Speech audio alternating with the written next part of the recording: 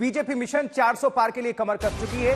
रात भर चली केंद्रीय चुनाव समिति की मैराथन बैठक में भारतीय जनता पार्टी ने सभी राज्यों में सीटों के फॉर्मूले पर गहराई से चिंतन की है, चर्चा की है। अब सूत्रों की माने तो बीजेपी यूपी में टारगेट 80 लेकर चल रही है। यहां सहयोगियों के लिए 6 सीट बीजेपी छोड़ने वाली है और अपना दल आरएलडी के लिए 2-2 सीट, निषाद पार्टी और राजभर की पार्टी के लिए 1-1 सीट छोड़ी जाएगी। जबकि असम में अपने सहयोगियों के लिए भारतीय जनता पार्टी 3 सीटें छोड़ेगी। इनमें असम गण परिषद और यूपीपीएल को 1-1 सीट दी जाएगी। बात हरियाणा की करें तो हरियाणा में सभी 10 सीटों पर चुनाव लड़ने की बात हो रही है बीजेपी की तरफ से। अब ऐसे में सवाल यह कि जेजेपी का क्या होगा। उधर झारखंड की अगर बात कर ले तो झारखंड में 1 सीट आजसू के लिए छोड़ने का प्लान है। अब बिहार और महाराष्ट्र को लेकर अभी पत्ते नहीं खुले हैं, बातचीत जारी होने की बातचीत चल रही है। हिमांशु मिश्रा हमारे सहयोगी जुड़े हुए हैं। हिमांशु, किस तरह से ये महामंथन का दौर हुआ, क्या इसमें बड़ी बातें रही, वो जानकारी दे दीजिए दर्शकों को। देखिए, बिल्कुल आशुतोष, सबसे बड़ी बात यह है कि देर रात 3:30 बजे तक जो है प्रधानमंत्री नरेंद्र मोदी बीजेपी दफ्तर में थे। केंद्रीय चुनाव समिति की बैठक हुई। गुजरात, मध्य प्रदेश, जम्मू कश्मीर, पश्चिमी उत्तर प्रदेश में और ब्रज क्षेत्र जो उत्तर प्रदेश का है उनको लेकर सीटों का मंथन हुआ है।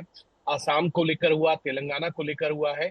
और ये माना जा रहा है कि तेलंगाना में जो बीजेपी के 4 सांसद हैं, चारों को रिपीट किया जाएगा, जिसमें जी किशन रेड्डी जो प्रदेश अध्यक्ष भी हैं और केंद्र सरकार में मंत्री हैं, उनको भी टिकट एक बार फिर से पार्टी देने जा रही है। और साथ ही साथ उत्तर प्रदेश में 6 सीटें जो है अपने सहयोगी दलों के लिए भारतीय जनता पार्टी छोड़ेगी।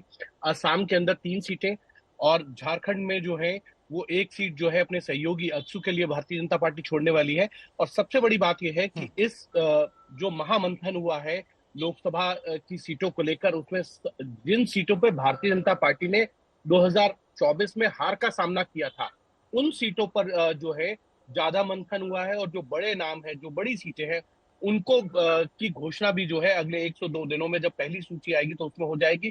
केरल को लेकर भी जो है बीजेपी ने चर्चा की है और केरल की सभी 20 सीटों पर चर्चा हुई है। तो कहीं ना कहीं भारतीय जनता पार्टी का जो वहां पे अलायंस है छोटे छोटे दलों के साथ, उनके लिए भी कुछ सीटें छोड़ने की भारतीय जनता पार्टी सोच रही है। और इस बार भारतीय जनता पार्टी को उम्मीद है कि केरल और तमिलनाडु में भारतीय जनता पार्टी का जो है वो खाता खुलेगा। और 164 सीटें जो बीजेपी ने आइडेंटिफाई की है भारतीय जनता पार्टी जिनमें चुनाव हारी थी या कम अंतर से जीती थी, उनमें भारतीय जनता पार्टी को लगता है कि 50% से ज्यादा, यानी कि 180 सीटों से ज्यादा जो है बीजेपी यहां जीतेगी, जिससे कि भारतीय जनता पार्टी का जो नारा है बीजेपी 370 और एनडीए जो है 400 के पार, तो उसको पूरा करने के लिए साउथ यानी कि दक्षिण का जो मंथन है वो ज्यादा प्रभावशाली रहेगा इस बार।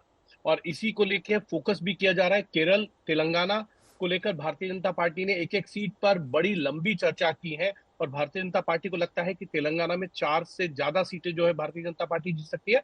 और केरल में 3 से 4 सीटों पर भारतीय जनता पार्टी को उम्मीद है कि इस बार विजयश्री मिल सकती है। आशुतोष। बिल्कुल हिमांशु, और मिशन साउथ की आप बात कर रहे हैं। साउथ पर प्रधानमंत्री नरेंद्र मोदी का भी खासा फोकस है। बार बार वो दक्षिण में घूमते भी आपको नजर आ रहे हैं, हर मंदिर भी जाते हैं, क्योंकि उनको पता है कि यूनाइट करने की एक जो जगह है वो मंदिर से बेहतर और कुछ नहीं है। क्योंकि कांग्रेस जातिगत जनगणना पर फोकस कर रही है और वहीं भारतीय जनता पार्टी, प्रधानमंत्री नरेंद्र मोदी खासकर मंदिर पर फोकस कर रहे हैं, यानी धर्म, ऐसी जगह जहां सबको एक साथ लेकर आता है। तो ये दक्षिण को लेकर जो प्लानिंग है उसको किस तरह से आगे बढ़ाया जा रहा है, क्योंकि वो बहुत इंपॉर्टेंट है अगर 400 और 370 प्लस करना है तो।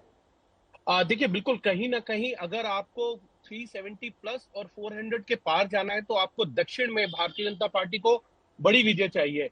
क्योंकि भारतीय जनता पार्टी के पास कर्नाटक में 25 सीटें वहां पे जीती थी 2019 में। उसके अलावा तमिलनाडु में कहीं उनका खाता नहीं खुला था, कर्नाटक में नहीं खुला था, आंध्र प्रदेश में जो है भारतीय जनता पार्टी का खाता नहीं खुला था। तो बीजेपी को इस बात की उम्मीद है कि ये जो कर्नाटक की 120 सीटें हैं, यहाँ भारतीय जनता पार्टी को कम से कम 20 से 25 सीटें जीतनी चाहिए। तमिलनाडु, केरल, आंध्र प्रदेश और तेलंगाना में, तब भारतीय जनता पार्टी जो है 370 के पार जाएगी। और इसीलिए मिशन दक्षिण को भारतीय जनता पार्टी पूरी तरीके से देख रही है। और प्रधानमंत्री पिछले 4 से 5 महीने से लगातार दक्षिण के राज्यों में दौरे पे हैं। वहां कई परियोजनाओं का शुभारंभ भी करते हैं, इंफ्रास्ट्रक्चर के प्रोजेक्ट को के लिए जो है घोषणाएं भी करी जा रही हैं। और उसका कारण ये है कि जो है उत्तर में और जो मध्य भारत है वहां भारतीय जनता पार्टी सैचुरेशन पे है। तो पश्चिम बंगाल और साउथ इसी में भारतीय जनता पार्टी जो है अपनी सीट नंबर बढ़ा सकती है और इसी पे भारतीय जनता पार्टी फोकस भी कर रही है। जी और माशु। इसी से भारतीय जनता पार्टी को उम्मीद है कि इन राज्यों के जरिए जो है 370 सीटें भारतीय जनता पार्टी जो है 2024 के लोकसभा चुनाव में जीत सकती है। जी माशु, जुड़े रहिए, फौरन आपका रुख करते हैं। असम के मुख्यमंत्री हिमंता बिस्वा शर्मा क्या कह रहे हैं इस को लेकर, आपको हम सुनवा देते हैं। Look, after 400 plus win this time, Congress is bound to be history. Congress will segregate it into various state regional parties. The national status or national aura of Congress will diminish after this election because now BJP is heading, NDA is heading for 400 plus victory, and after that, how Congress will hide their failure? There is no option. The workers will completely demoralize. So Karnataka will be Karnataka Congress, Andhra will be Andhra Congress, Assam will be Assam Congress. I see the future of the Congress party that way. Congress will be segregated, there will be no national leadership, and Congress will be fragmented into a state regional organization